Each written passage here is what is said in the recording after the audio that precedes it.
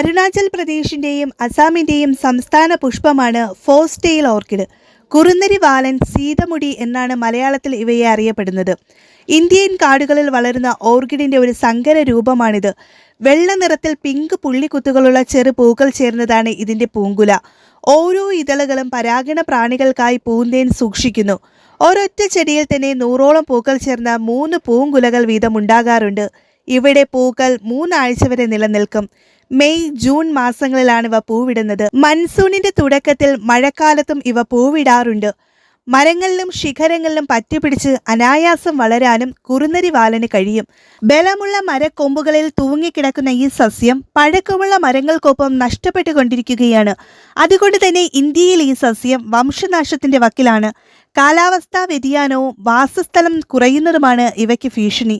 ദക്ഷിണ ഇന്ത്യയിലെ ഏറ്റവും ഭംഗിയുള്ള ഓർക്കിഡുകളിൽ ഒന്നാണിവ. നേരിട്ടുള്ള സൂര്യപ്രകാശത്തോട് വലിയ താല്പര്യമില്ലാത്ത ഇവ ശിഖരങ്ങളിലൂടെ അഴിച്ചെത്തുന്ന സൂര്യപ്രകാശം ഏറെ ഇഷ്ടപ്പെടുന്നു. ഇവയുടെ ജന്മദേശം ബംഗ്ലാദേശാണ്. ഇന്ത്യയിൽ അരുണാചൽ പ്രദേശ്, ആന്ധ്രാപ്രദേശ്, അസം എന്നിവിടങ്ങളിൽ ഇവയെ കണ്ടുവരുന്നു.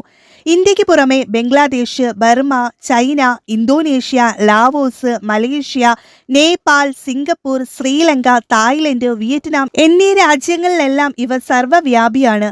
അസാമിലെ ബിഹു എന്ന ഫെസ്റ്റിവൽ ഇത് പൂക്കുന്ന സമയത്താണ് നടത്തുന്നത്. പ്രധാനപ്പെട്ട 3 ആസാമീസ് ഉത്സവങ്ങളുടെ കൂട്ടമാണ് ബിഹു. അസാമിലെ സ്ത്രീകൾ ബിഹു ഫെസ്റ്റിവലിലും മറ്റ് വിശേഷ ദിവസങ്ങളിലും ഈ പൂങ്കുല മുടിയിൽ ചൂടുക പതിവാണ്.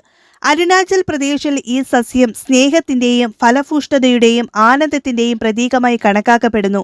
കൂടാതെ അസാമീസ് വിവാഹ ചടങ്ങുകളിൽ ഇത് ജനപ്രിയമാണ്. ആസ്മ, ക്ഷയം, അപസ്മാരം, തലകറക്കം, വൃക്കയിലെ കല്ല്, ആർത്തവ വൈകല്യങ്ങൾ, ത്വക്ക് രോഗം, വാതം, മലേറിയ, അലർജികൾ, നേത്ര പ്രശ്നങ്ങൾ തുടങ്ങിയ രോഗങ്ങൾക്ക് ഈ സസ്യത്തിന്റെ പൂക്കൾ, വേരുകൾ, ഇലകൾ എന്നിവ ഉപയോഗിക്കുന്നു. അസാമിൽ മുറിവുകൾ, ചതവുകൾ ചികിത്സിക്കാനും ഈ സസ്യം ഉപയോഗിച്ചു വരുന്നു. ഇലകളിലൂടെയും തണ്ടുകളിലൂടെയും വായുവിൽ വളരുന്ന വേരുകളിലൂടെയുമാണ് കുറുനരി വാലൻ പോഷകങ്ങൾ വലിച്ചെടുക്കുന്നത്.